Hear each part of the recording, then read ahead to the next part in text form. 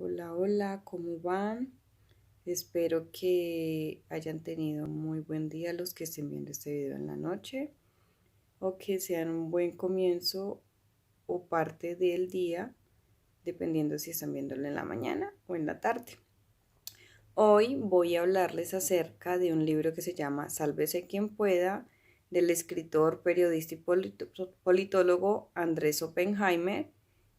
Pueden buscarlo, es un muy buen columnista del New Herald de Miami, dirige un programa en NTN 24 y todo lo que él ha escrito, todos sus libros son basados en estudios y en historias reales, en ejemplos que nos puedan llevar pues a sacar una conclusión y hacer un análisis real de lo que estamos leyendo y generar un pensamiento crítico, ¿no? Que es a lo que estamos apostando con la nueva educación hacia el futuro de la educación, que realmente más que impartir un conocimiento específico va a ser muy vocacional, va a ser muy de la parte espiritual, de la psicología, de la sociología.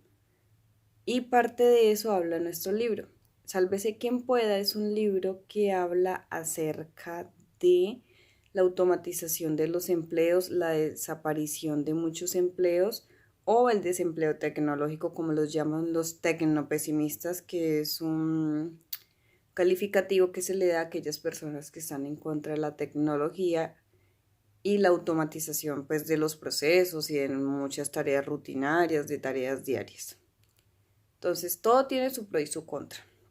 Vamos a empezar diciendo que existe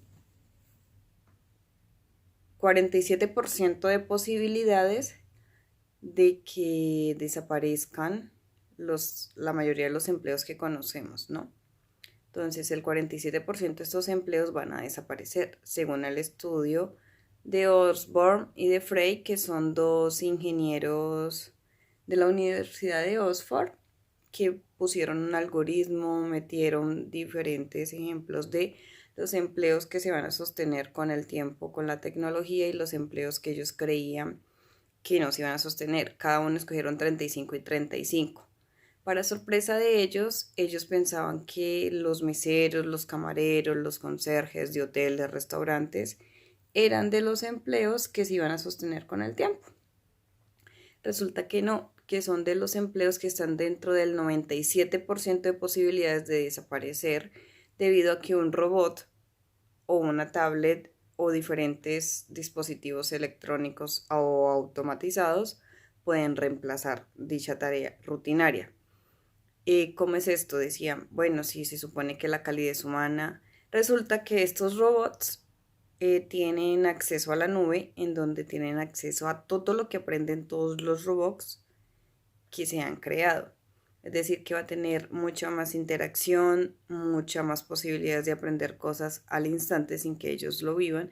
Y la inteligencia artificial está haciendo que ellos interactúen con nosotros. Un ejemplo es Siri, que ya incluso se le pueden hacer preguntas y en algunos temas sostiene una conversación con uno.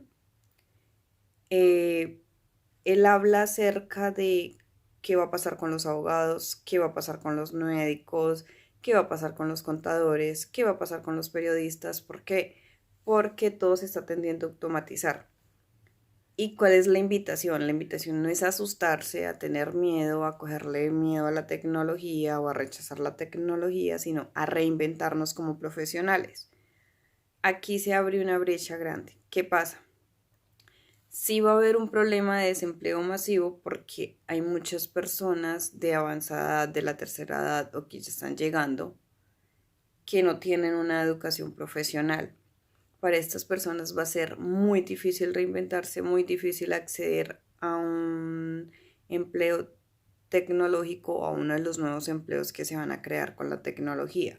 Porque si bien es cierto, desaparecen los empleos convencionales como los conocemos, por ejemplo, el cajero de banco o el asesor de créditos de banco, va a desaparecer porque ya existen de hecho bancos virtuales, pero se van a crear muchos otros empleos como son ingenieros de software, mantenimiento de software, creación de algoritmos, un asesor que incluso te puede, para crear fidelidad y credibilidad, decirte compra en la competencia. Entonces, esos son el tipo de cosas que va a estar pasando. El e-commerce, los vendedores son del 99% que van a desaparecer. Esos son de los primeros empleos que van a desaparecer. Déjenme, yo busco por aquí que tengo el ranking, ¿no? Porque hay un ranking donde empieza el telemarketer, los operadores, los call centers, los operadores telefónicos tienden a desaparecer. Auditores de cuentas, bibliotecarios, agentes aduaneros, empleos que uno no se imaginaba iban a desaparecer, pero que la tecnología hace un reemplazo de estos. ¿Por qué? Programas de computación, software van a poder hacer esto. ¿Qué pasa? ¿Qué hacer para que mi trabajo no desaparezca?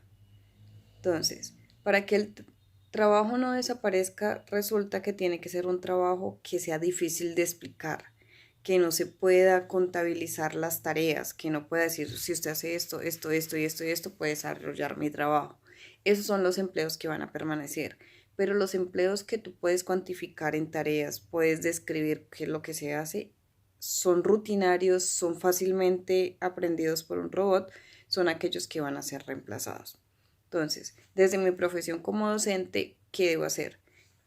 ¿Y qué es lo que estoy haciendo? Enfocándome en el ser, enfocándome en crear valores, en crear conciencia, un pensamiento crítico, ir más allá de lo que va la tecnología. ¿Por qué? Porque hacía años resulta que tenían 70 años, 50 años para reinventarse, por decir, del paso de la rueda al paso del carro, del paso de las bombillas a gas que se prendían a gas a las eléctricas.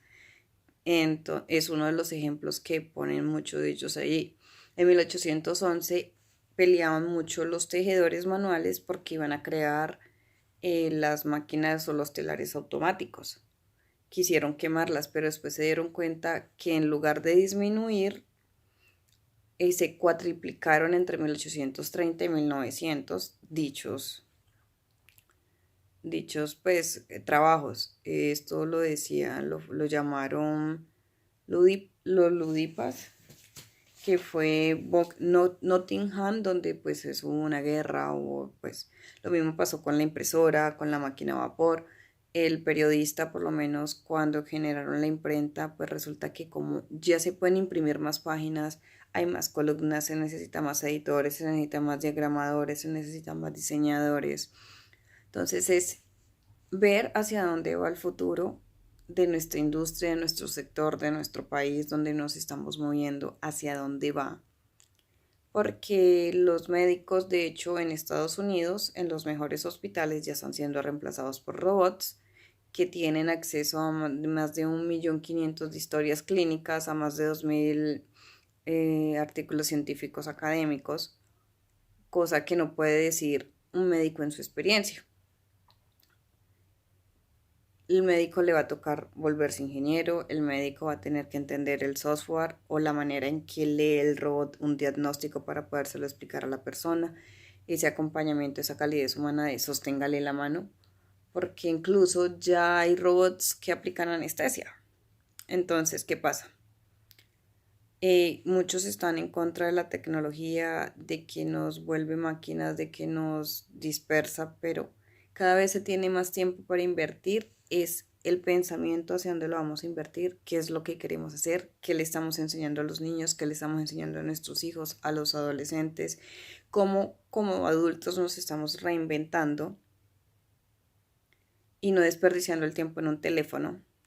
Usar el teléfono o el computador o la tecnología a nuestro servicio y no volvernos nosotros al servicio de los teléfonos, hacer un buen uso y realmente vivir en la realidad, vivir el presente, entender de que la tecnología, la automatización no va a parar, pero es cómo ponemos esa automatización a nuestro favor, a nuestro servicio y no al revés.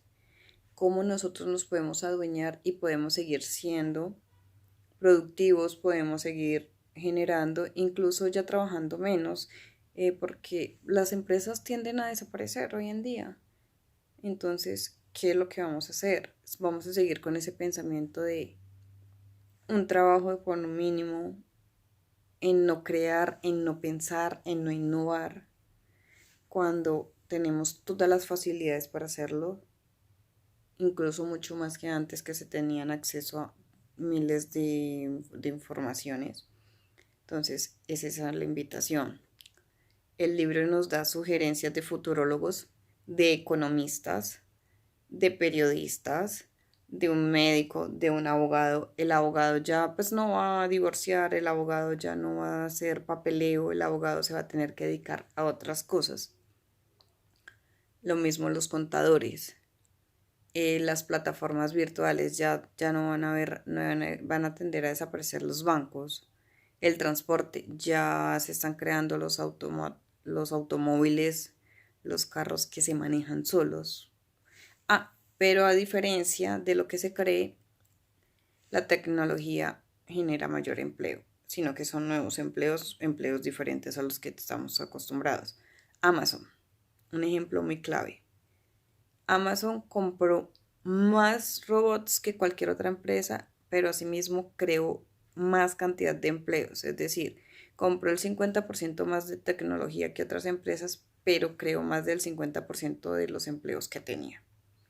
Porque necesitaba quien construyera los robots, quien los programara, quien les haga mantenimiento, quien le cree, quien le venda por las plataformas, aunque ese empleo también tiende a desaparecer porque ya van a haber algoritmos y demás cosas que se pueden hacer. Entonces es volver tan exclusivo nuestro empleo, tan incierto, tan poco predecible, poco rutinario, donde realmente no haya forma de copiarlo, de clonarlo. Un ejemplo son las clases que yo doy. Esas clases yo las doy a cada niño de manera diferente, cada clase es diferente, es un juego interactivo para matemáticas, para física, para biología, para historia, con una obra de teatro, con un dibujo, con un dominó, con una rayuela, jugando play.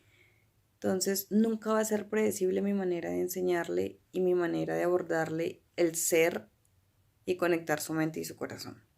Entonces pues ahí les dejo la espinita para que lean el libro, para que miren las sugerencias, para que vean las opiniones de diversos expertos en la materia y decidan qué posición tomar. Bye bye.